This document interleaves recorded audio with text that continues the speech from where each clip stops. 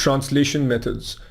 This, I'd say, is one of the most important slides in this presentation, and if you do get a question related to translation, it is very likely that you will be tested on the concept that we discuss here.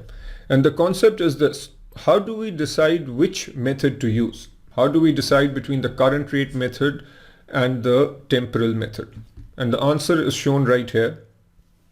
If the foreign subsidiary's functional currency is different from the parent's presentation currency, then we use the current rate method.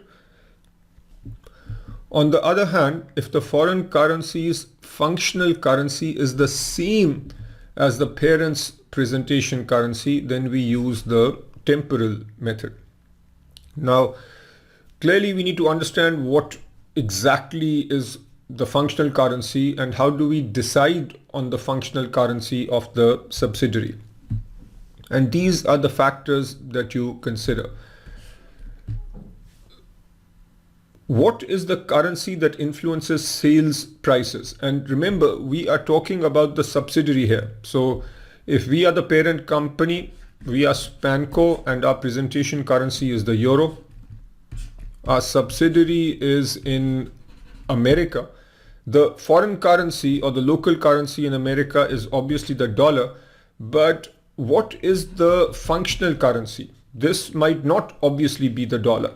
If there is a business, if a subsidiary in America buys in dollars, sells in dollars, the entire economic environment is dollar based, the pricing is based on the competitive environment in the United States, then it makes sense for the functional currency to be the dollar. So if you look at all these bullet points, this will help you decide whether the dollar is the functional currency or not.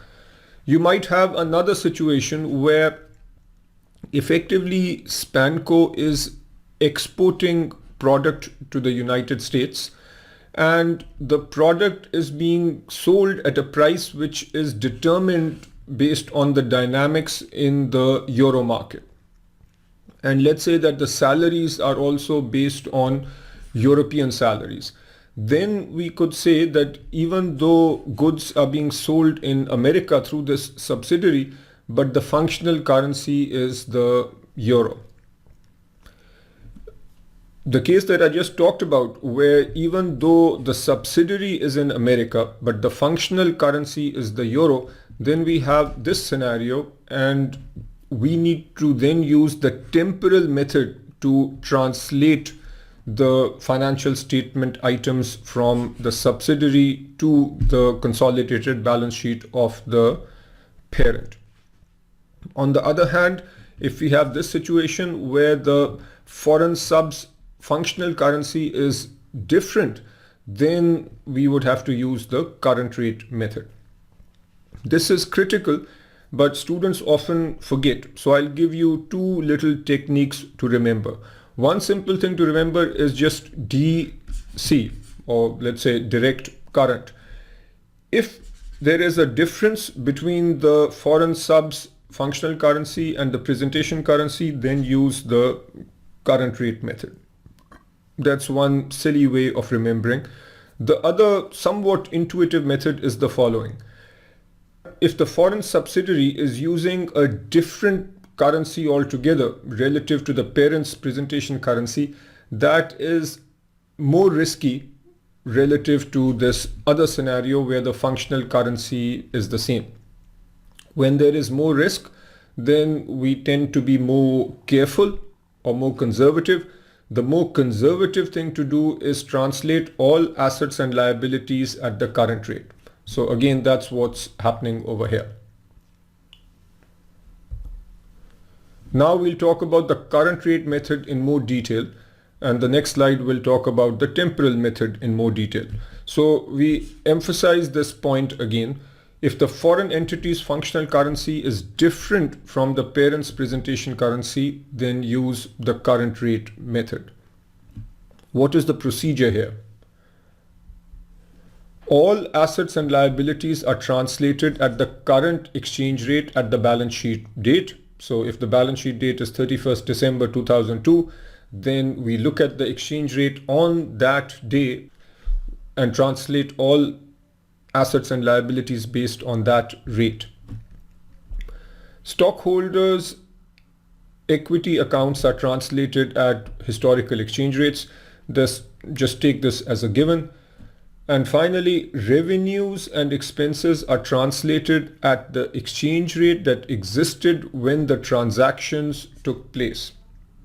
This can be a little cumbersome. So for practical reasons, what most companies do is take the average exchange rate over the period and use that average exchange rate to translate all revenue items and expense items. With the current rate method, there is going to be a net translation gain or loss, and this happens because the exchange rate changes. This net translation gain or loss does not flow through the income statement. It needs to be reflected in equity.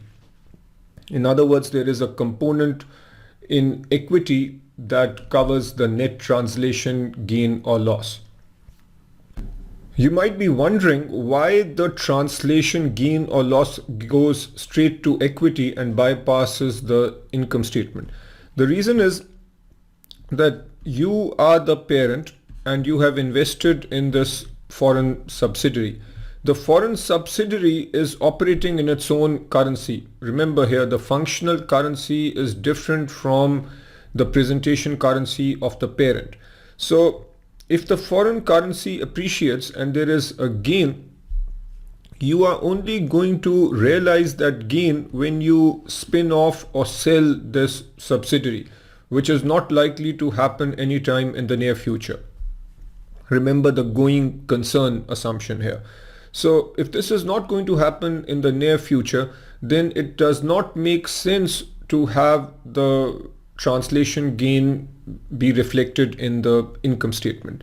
Very roughly speaking, this is analogous to the way we treated available for sale securities earlier on in the course. Remember, with AFS, even though AFS securities are shown at fair value or market value, but the unrealized gains or losses do not flow through the income statement. Unrealized gains and losses go straight to equity. Same treatment over here. The next point has to do with the balance sheet exposure. When we talk about balance sheet exposure, what we are talking about is the fact that assets are being translated, liabilities are being translated. So net, are we going to have assets being translated or liabilities? If the value of assets being translated is greater than the value of liabilities being translated, as shown over here, then we have a net asset balance sheet exposure. So effectively, we then have a net asset, which means that with a net asset, if the foreign currency appreciates, then that will have a positive impact on the balance sheet. With the current rate method, since we are translating all the assets and all the liabilities, generally there will be a net asset exposure. Next we come to the temporal method, which is a little more complicated. We use this method when the foreign currency's functional currency is the same as the parent's presentation currency. With assets and liabilities, here is the procedure that we use. Monetary assets and liabilities are translated at the current exchange rate. So remember, monetary at the current exchange rate. Non-monetary assets and liabilities measured at historical cost are translated at historical exchange rates. Non-monetary assets and liabilities measured at current value are translated at the exchange rate at the date when the current value was determined. Stockholders' equity accounts are translated at historical exchange rates. So again, remember the fact that with both methods, the stockholders' equity is translated at historical exchange rates. And then revenue and expenses. Revenue and expenses other than those expenses related to non-monetary assets are translated at the exchange rate that existed when the transactions took place. Expenses related to non-monetary assets such as cost of goods sold, depreciation and amortization are translated at exchange rates used to translate the related items. We will understand these points through examples. First, let's look at a few finer details related to the temporal method. When using the temporal method, companies must keep record of the exchange rates that existed when non-monetary assets such as inventory are acquired, because we need to use that particular exchange rate for inventory which was in effect when the inventory was acquired. Remember, inventory is considered a non-monetary asset. The historical exchange rates used to translate inventory and then cost of goods sold under the temporal method will differ depending on the cost flow assumption. Recall from before that cost flow assumption could be last in, first out, and weighted average. And we are going to look at an example later that deals with these possible scenarios. The translation adjustment needed to keep the translated balance sheet in balance is reported as a gain or loss in net income. So remember, this gain or loss, the translation gain or loss with the temporal method does flow through the income statement, and this is different from the current rate method where the translation adjustment or translation gain loss is shown through equity. Now, why the difference? I've already explained the reasoning behind the current rate method. With the temporal method, we are saying that the functional currency of the subsidiary is the same as the functional currency of the parent, or more precisely, the functional currency of the subsidiary is the same as the presentation currency of the parent.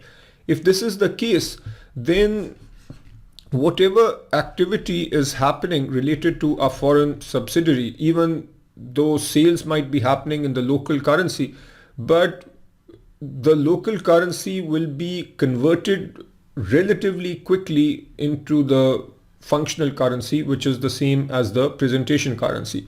Since this conversion is likely to happen in the near future, it makes sense to show translation gains and losses in the income statement. Very roughly speaking, this would be analogous to held for trading securities. Next, we come to balance sheet exposure. Here again, we look at exposed assets versus exposed liabilities. And I want to make sure you understand what this term exposed means. By exposed, we mean the assets that will be translated at current rates, and exposed liabilities are the liabilities which will be translated at current rates. Assets and maybe some liabilities which are being translated at historical rates are not exposed to variations in the foreign exchange rate. Generally, with the temporal method, we are likely to have a net liability exposure because most probably the monetary assets, which are the only exposed assets, are probably going to be less than the monetary liabilities.